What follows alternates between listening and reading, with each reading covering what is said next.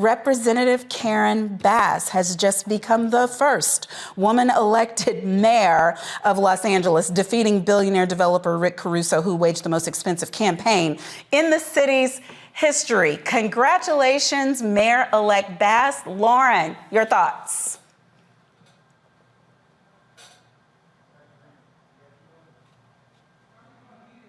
You're on mute, Lauren.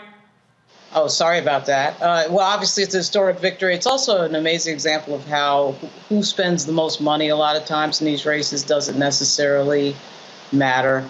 Caruso spent a lot more money than Bass, and Bass won. So this is one of the many races that we've been sort of sitting around looking at and waiting to see the results of. And so many of these races have come in late.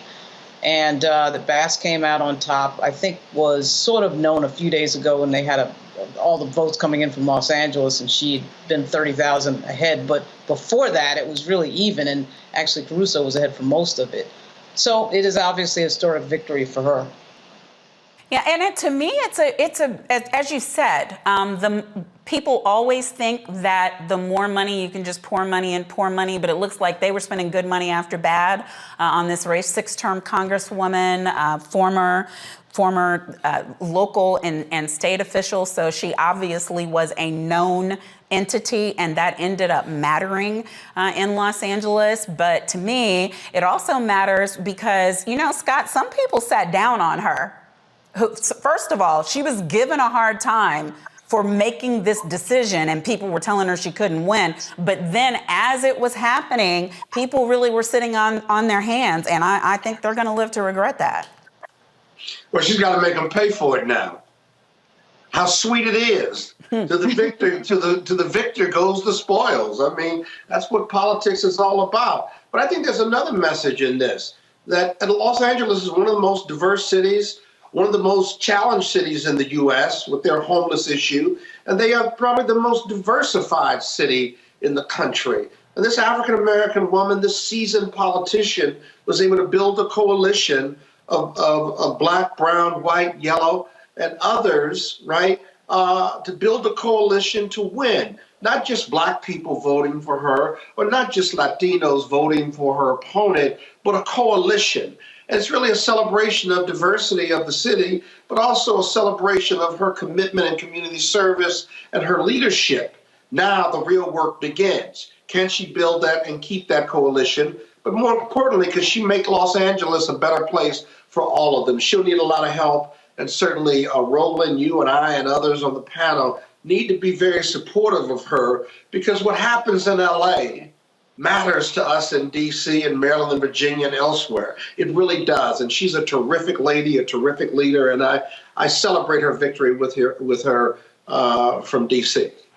And I gotta say, there are people who are gonna be big mad about it, but when the first woman to do something also is a black woman, I get extra joy out of it. That's sexist. That's sexist. Trend. It makes black men feel like we're under attack. That's sexist. A trend. All right, folks, back to our Roland Mark Unfiltered video in just one moment.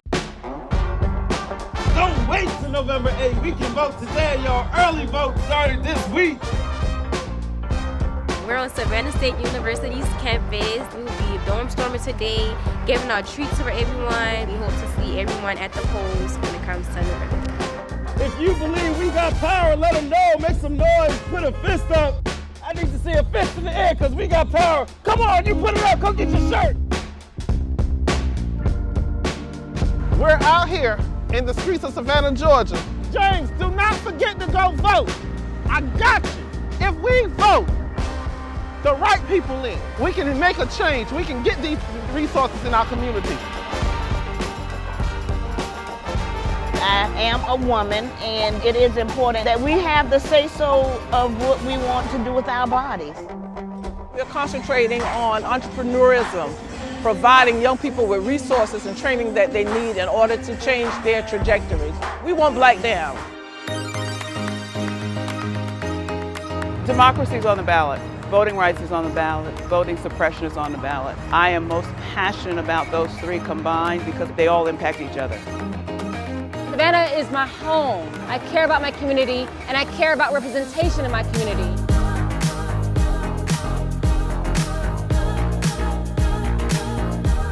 Our voices are still going to be heard no matter what kind of obstacles try to come up against us to stop us from voting. We're still going to be standing our ground.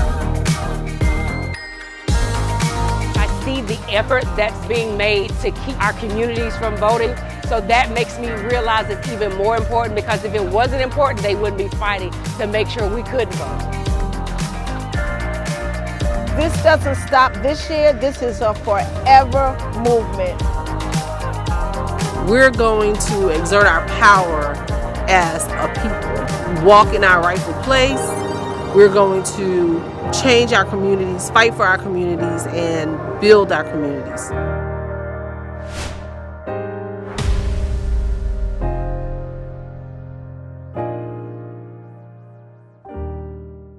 Folks, Black Star Network is here. Hold no punches. I'm real revolutionary right now. Support this man, Black Media. He makes sure that our stories are told. Thank you for being the voice of Black America, Roland. Stay black. I love y'all. All momentum we have now, we have to keep this going. The video looks phenomenal. See, there's a difference between Black Star Network and Black-owned media and something like CNN. You can't be Black-owned media and be scared. It's time to be smart. Bring your eyeballs home. You dig?